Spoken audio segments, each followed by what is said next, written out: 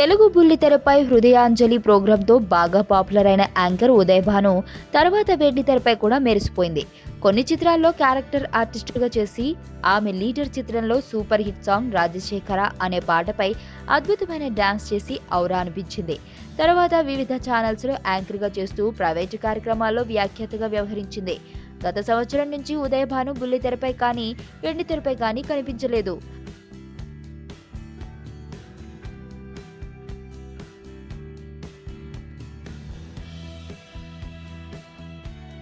ఆ మధ్య తాను ఎక్కడ కనిపించడం లేదు అన్న విషయంపై ఓ ఇంటర్వ్యూ ఇచ్చింది. ప్రస్తుతం తాను ప్రెగ్నెన్సీ అని, త్వరలో కవలలకు జన్మనివ్వబోతున్నానని చెప్పింది. తనపై రూమర్స్ వస్తున్న నేపథ్యంలో సెలబ్రిటీలు అన్న తరువాత ఇలాంటి రూమర్స్ కామన్ అని అన్నారు. తాజాగా ఉదయ్ భాను కవల పిల్లలకు జన్మనిచ్చింది.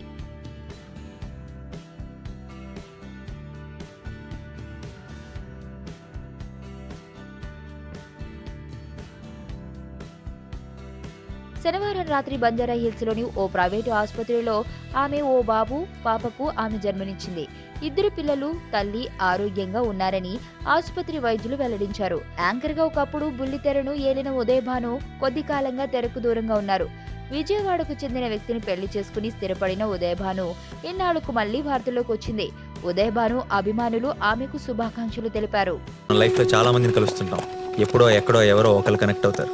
కానీ నా దరిద్రానికి ఇద్దరు కనెక్ట్ అయ్యారు.